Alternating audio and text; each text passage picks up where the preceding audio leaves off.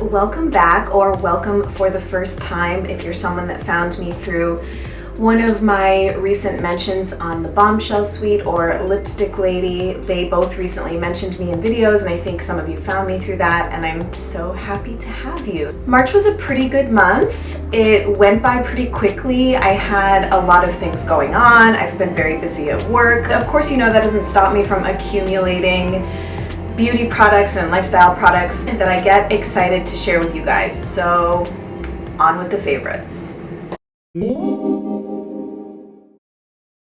So the first thing is a nail polish, and it's what's on my nails right now. It's OPI Dutch Tulips. For some reason, this is my favorite color to paint my nails when spring rolls around. For me, it's just a perfect like pinky red, and I find it extremely easy to apply. I love the color. This is actually on my toes right now as well. I think it wears really, really well, and overall I just love the color. I also wanted to mention a couple of other springtime polishes. Two of them came in past Petit Vour boxes, these two. This is the NCLA polish in Santa Monica Sure Thing. I'm not one for unusual nail polish colors or finishes. I'm not like big into nails really. Like I love to have my nails painted, but I'm pretty particular about the color, and I don't do like any shimmer or sparkle, but I do really like this for spring and summer. I think it's a really fun color, kind of a seafoam. This is the Trust Fund Money Buys Happiness polish, and I don't just wear this in the spring. I actually wore this all winter too because I think it's a perfect classic light baby pink color. And the last one is the Sheswai Lacquer in Hot Damn, and I think this is just a super, super duper fun color. Actually, I'll get to this later in the video because I do have a hair care thing to talk about, but if you want to see what this looks like on the nails, someone left a comment on my hair care video, which is, 6 months old at this point.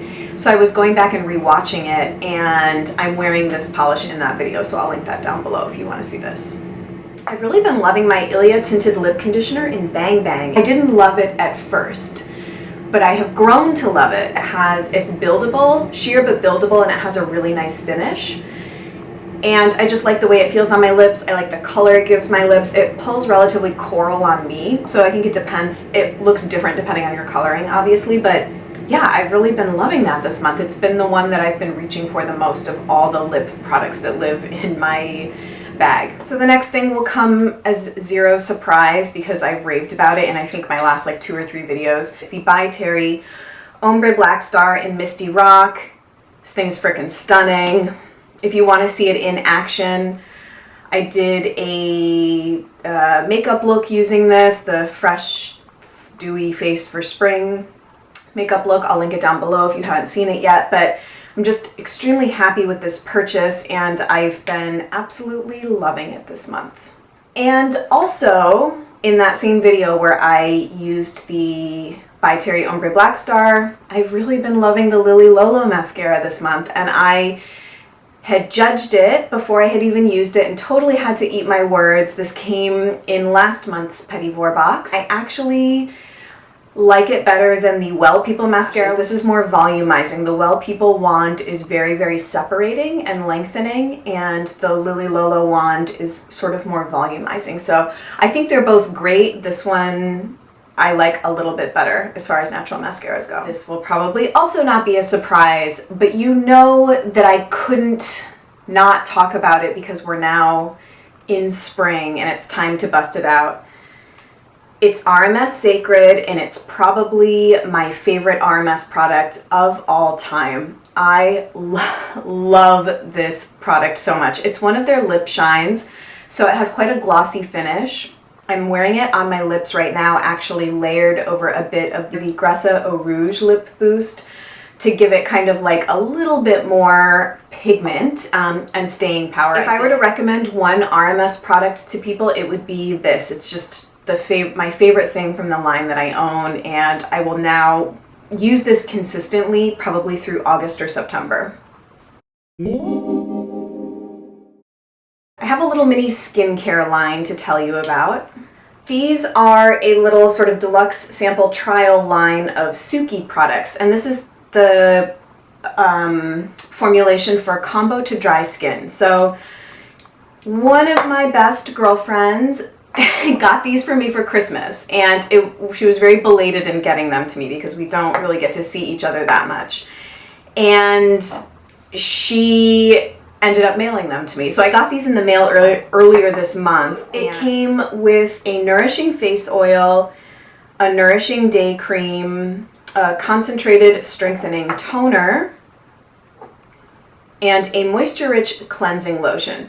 The standouts for me have been the nourishing face oil and the day cream. I really, really love the cream particularly. I'm using the Pi Chamomile, Calming Chamomile lotion, which I really, really like, but when I'm in need of a new day cream, I might opt for a full size of this because I really like it. Likewise with the facial oil, it feels extremely effective. So what I will say about this line, they have a very herbal, almost medicinal smell to them. The products just feel like they're extremely pure, high quality, and really effective. The friend who gave me these products has actually interned for Suki. Her facility is located in Northampton, Massachusetts, I think. It's somewhere in Massachusetts. I'm pretty sure it's in Northampton.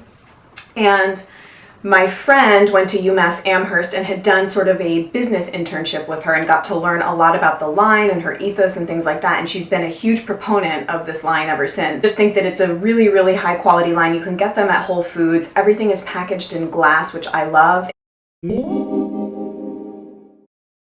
Next, I have a little hair care thing to tell you about, and it's a little uncharacteristic for me because you guys know that I like really expensive shit, but this is a very low budget way to wash one's hair, and it's not washing with baking soda. I have tried that and it does not work for me. But it's like kind of the second closest hippie thing to doing that, and it is washing one's hair with shampoo bars. I don't know if you guys remember in like my videos from last month, I was talking about how my hair was kind of in crisis, and I still don't really know what happened. It seems to have kind of gone back to normal for me, but it went through like a very weird period, and I don't really know why. But I was kind of reaching for anything that would help it get back to normal, and I felt like maybe I needed to clarify it a bit. So I returned to my shampoo bars. I had gotten this little sample pack from an Etsy shop called Sweet Creek Herbs, and I keep one in the shower in like a reseal. This is just like an old mask container. So you can see I keep the bar in there in the shower so that the bar doesn't get wet. And the one that I'm using right now is the Nettle and Neem. And I had just finished up using the Rosemary and Honey. The other ones that I have are an apple cider vinegar bar, a peppermint bar, and a eucalyptus shea. So basically what I do is I lather up my hair with the bar, you wash it out, your hair will feel like very squeaky clean, and then you have to clarify. Now, I think some people have an issue using apple cider vinegar in their hair because it can leave it too stringy and greasy if you use too much, and the smell can linger. So the proportion is very important. What I do is I take 1 tablespoon of apple cider vinegar and I put it in one of these $1 plastic bottles that you can get at Sally Beauty Supply. Tablespoon in here, put some warm to hot water from the tap, it doesn't really matter, filtered or from the tap in here. Shake it up, and then after you're done washing with the shampoo bar, you just use this as a rinse.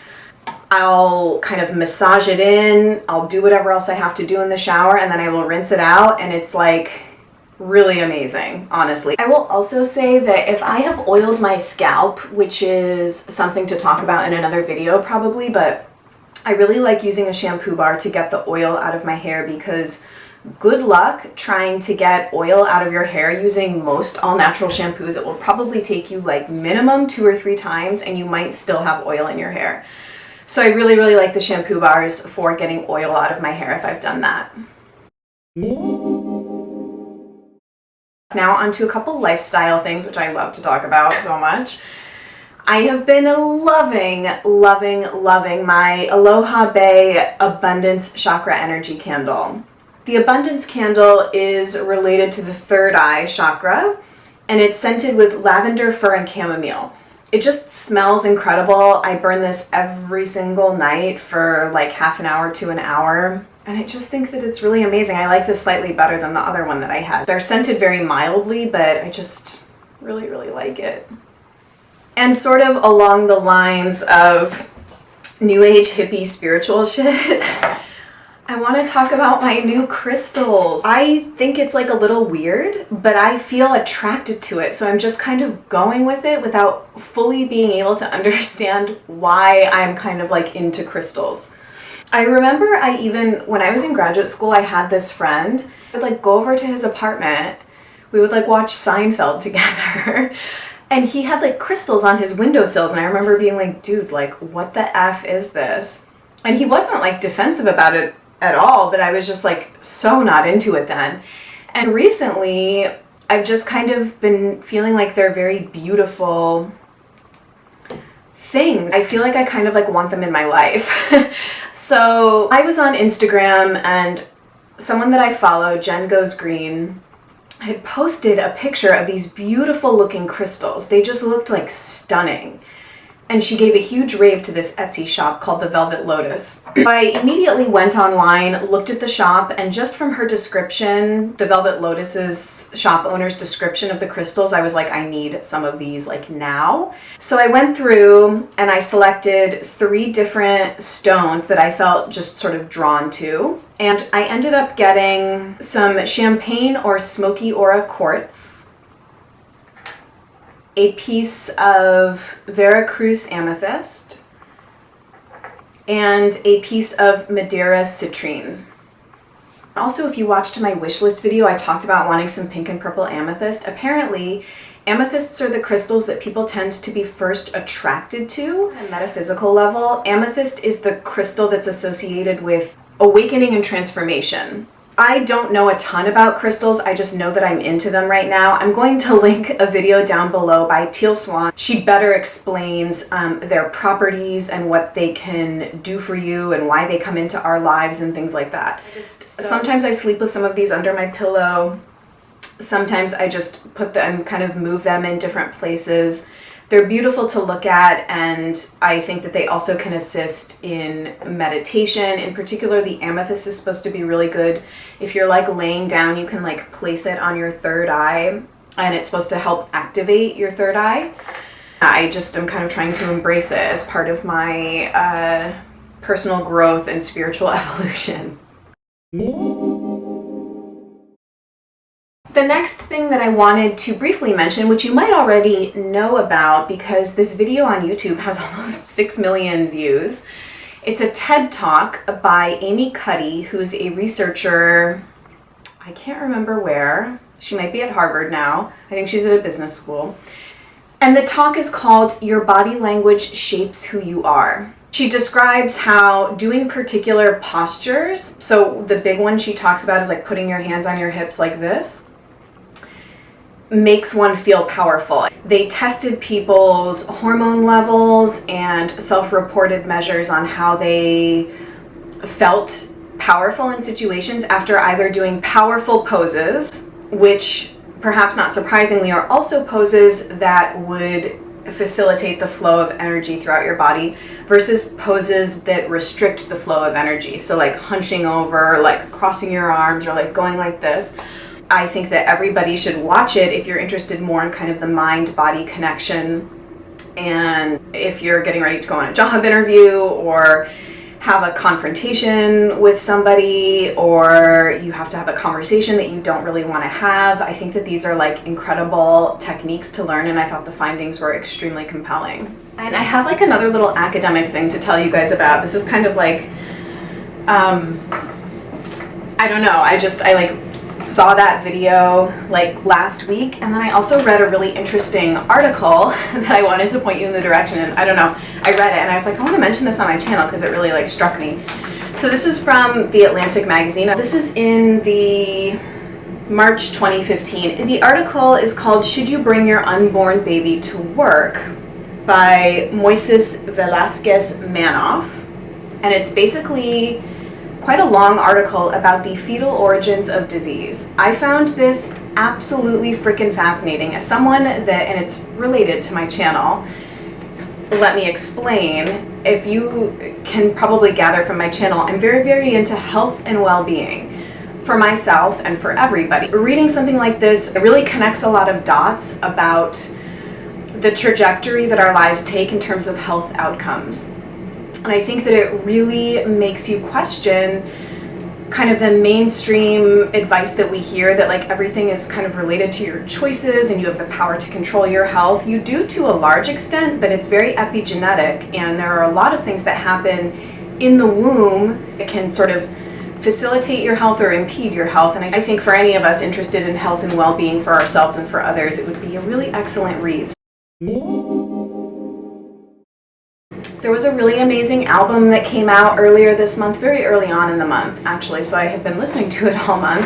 DJ duo called Dance Spirit, and the EP is called The Sun Also Rises, and it's stunning. It is a stunning album. The tracks that I particularly really like are Undressed and Silent Words, which feature this female vocalist named Shawnee, and I am a sucker for a female vocal, so those tracks I really like. And then for kind of more dance music, I really like Outside Looking In and Lamentation. Second, I freaking love Marie Dahlstrom. I just did an Instagram post about this, but she currently has a free EP that you can download called The Renditions.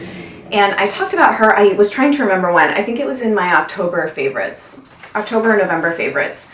She's a Scandinavian soul, neo-soul singer, and she just has the most insane voice. It just blows me away. I recently downloaded this free EP of hers where she covers I think 5 or 6 different songs. Lastly, I have been having a real moment with a Romanian deep house producer named, I think it's Mihai Papaviciu. If anyone here is from Romania, please let me know if I'm pronouncing that wrong. I particularly love the track Blur. It's really, really good. So I will link these songs down below if you feel like going to check them out. That is it for March favorites. Thanks so much for joining me and listening to me ramble about beauty products and non-beauty products. I hope that you guys enjoyed seeing this. Let me know what you've been loving this month, and I'll see you guys later in the week. Bye.